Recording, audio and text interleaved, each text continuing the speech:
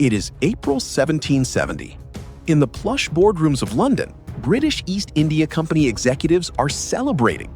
They have just voted to increase their shareholder dividend to a staggering 12.5%. Gentlemen, the line goes up. Drinks are on me.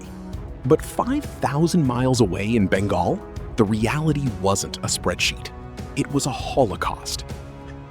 This nightmare started 5 years earlier, in 1765, when the British East India Company, not a sovereign government, but a publicly traded corporation, acquired the Diwani.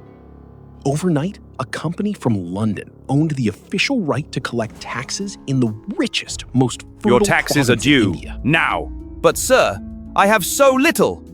This is for the company. Hand it over. Yes, officer.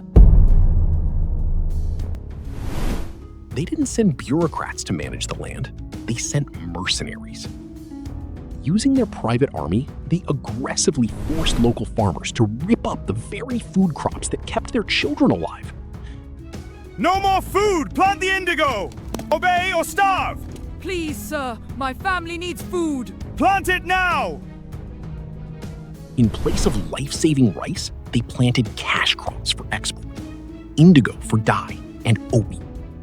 Indigo doesn't just replace food, it poisons the earth, aggressively draining the soil of nutrients. You cannot eat indigo, but you can tax it. The trap was set, and in the summer of 1769, the monsoon rains simply failed. The earth cracked. A severe drought swept the region, and food supplies collapsed almost instantly. Historically, local Indian kings had safety nets for this exact scenario. They would open emergency state grain reserves and forgive taxes until the rains returned. They provided relief. The East India Company provided only demands. As the famine took hold, company agents looked at the starving population and realized their quarterly revenue might dip. Their response is almost too cruel to comprehend. Instead of sending aid, they actually increased land taxes by 10% to make up for the projected shortfall. They squeezed the dying. If a farmer couldn't pay, they were beaten, or worse. But the true sociopathy lay in the storehouses. Company officials and their agents locked the remaining rice in massive stone granaries guarded by armed soldiers. While villagers ate leaves, grass, and eventually turned to cannibalism, the EIC hoarded the food, selling it back to the dying peasantry at artificially, astronomically inflated prices. They didn't just ignore the drought, they weaponized it for profit. By the brutal summer of 1770, the famine reached its terrifying apex. The mighty Hooghly River was choked with human corpses. Entire villages were wiped off the map, returning to overgrown jungle. 10 million people. 1 in every 3 people in Bengal starved to death in a single year. And while Bengal suffocated, the East India Company reported record profits. Executives sat at polished desks and boasted in letters to London that their tax collections had never been higher.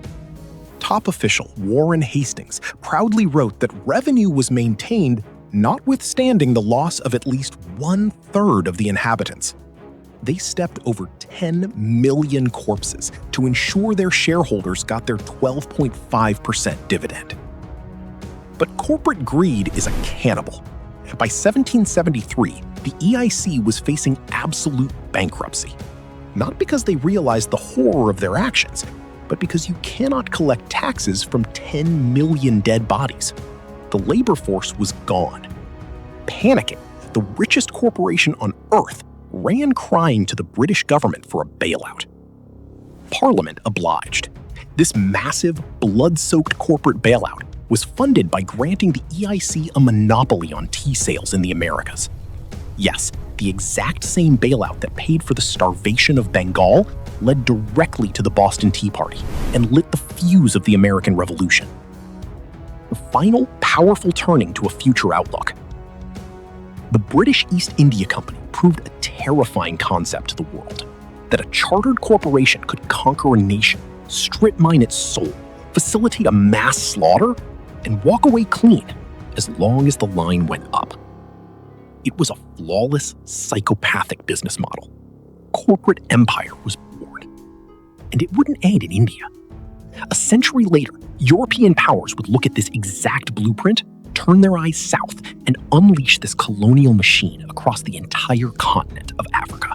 If you want to uncover the raw, unfiltered truths of history that they left out of your textbooks, hit that subscribe button right now.